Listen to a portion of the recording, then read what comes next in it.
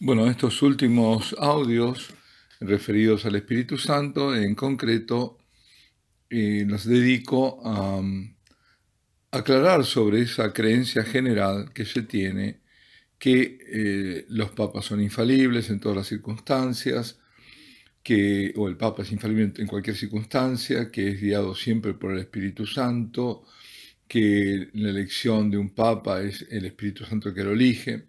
Bueno, son todas cosas acendradas, pero que no son así, o que en parte pueden ser así. Por ejemplo, claro, en caso de una promulgación, una declaración de un dogma, ahí sí asiste el carisma, digamos, de la infalibilidad.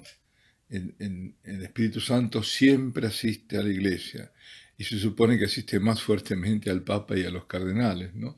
Y sobre todo cuando están reunidos, o los obispos en concilios, como ha ocurrido alrededor de 2000 años. Pero, como decíamos, siempre está el hombre, ¿no?, de por medio, con sus debilidades, en su oído a veces sordo a lo que suscita el Espíritu Santo. Y estamos hablando de los distintos casos de papas que cometieron herejías. Claro, en 2000 años solo 3 casos es muy poco, ¿no? Gracias a Dios. No. Pero, o que en algún momento hubo una herejía. Y decíamos, el primer caso, el del Papa Liberio, y lo comparamos con San Atanasio, donde la Iglesia se mantuvo en ese único, al comienzo él solo, después se agregaron otros obispos y el pueblo fiel de Dios. Y hemos hecho bastantes comentarios sobre esto. Después hablamos del Papa Honorio, que dicho sea de paso, a partir del momento en que hablé del patriarca de Jerusalén, Sofronio, empecé a decir en vez de Honorio, Onofrio. Lo digo porque lo escuché después el audio y digo, bueno, no. La fe de ratas es que es Honorio, no es Onofrio. Bueno, y hay otro caso que se suele mencionar y es el del Papa Juan XXII.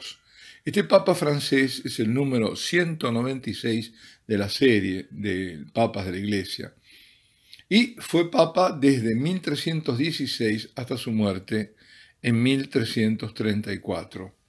Fue el segundo papa del pontificado de Aviñón. ¿Recordáis cuando pasa la sede de Roma a Aviñón por imperio, digamos, del rey de Francia? Y bueno, ahí asume el pontificado tras 2 años de sede vacante, porque era un momento muy tumultuoso, convulsivo para la Iglesia, ese siglo XIV. Es la época también de Santa Catalina de Siena. Recordáis cuando le escribía y en qué términos escribió al Papa, y lo hace volver, ella influye para que vuelva a Roma. Pues en aquel momento, antes que lo eligieran a Juan XXII, estaban divididos, por eso duró la sede estuvo vacante durante 2 años. Había 3 grupos o facciones con 3 candidatos diferentes, cada uno tenía su candidato. Los italianos, los gascones, los franceses.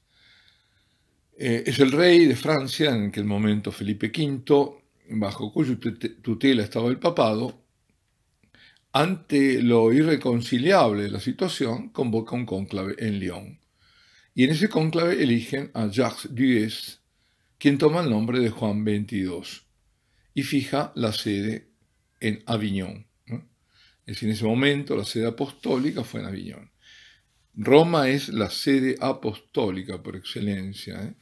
Hay una sola sede apostólica, ahora la llamamos Santa Sede, pero sería más propio llamarlo sede apostólica, porque viene del apóstol, de Pedro, y además porque Roma es el lugar del martirio de Pedro y de Pablo. Bueno, creo que esto lo dijimos, de todos modos. Bueno, digo, es un periodo tumultuoso para la Iglesia, a los que se sumaban enfrentamientos, digamos,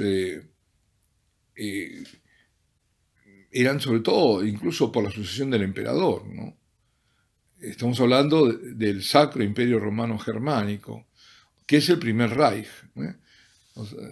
Siempre tenemos presente el Tercer Reich. Bueno, el primer Reich era ese.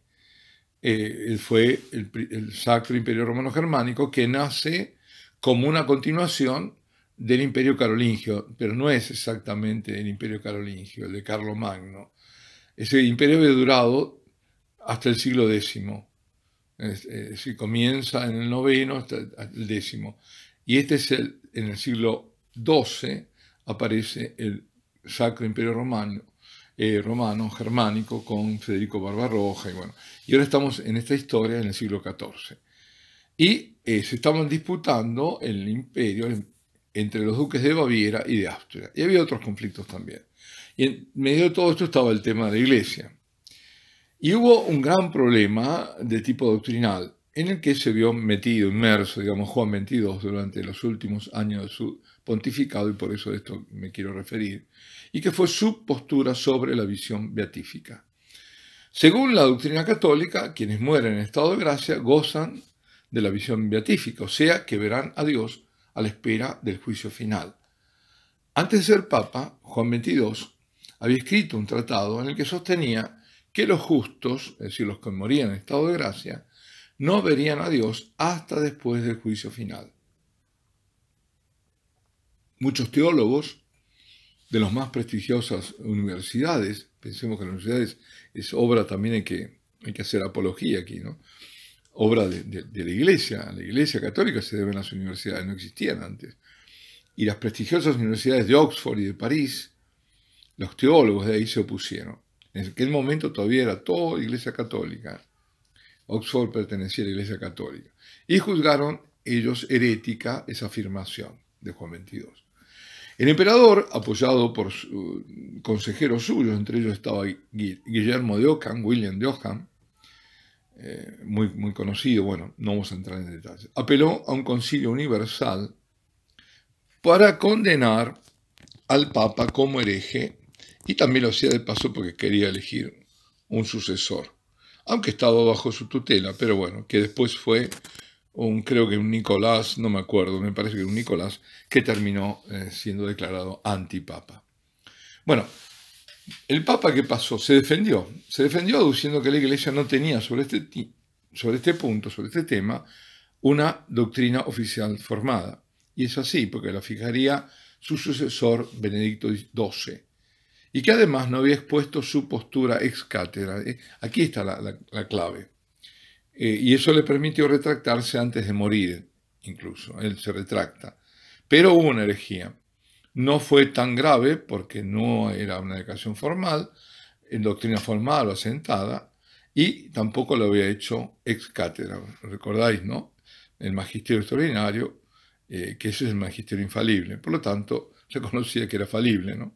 Bueno, eso para hablar de la falibilidad de los papas. Y bueno, y ahora vamos un poco, lo que nos queda de este audio, a hablar del modernismo. Y yo empezaría a comentar sobre el modernismo lo que dijo algo más reciente, el Papa Pablo VI. Había escrito en el año 1970 una exhortación apostólica y decía lo siguiente: muchos fieles se sienten turbados en su fe por un cúmulo de ambigüedades. Ojo, es típico del modernismo, son las ambigüedades, ¿no? Que se puede interpretar de un modo o de otro, de incertezas y de dudas que afectan a la fe, en aquello que esto tiene de esencial. Dice luego, tales son los referentes a los dogmas trinitario y cristológico, el misterio de la Eucaristía y de la presencia real, la Iglesia como institución de salvación, es decir, todo esto era puesto en tela de juicio, ¿no?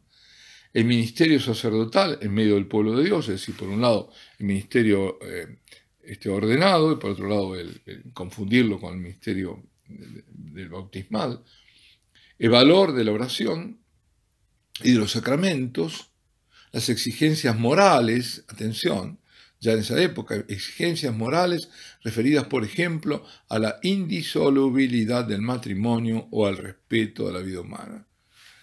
Creo que esto debe sonar, ¿no? Muy actual.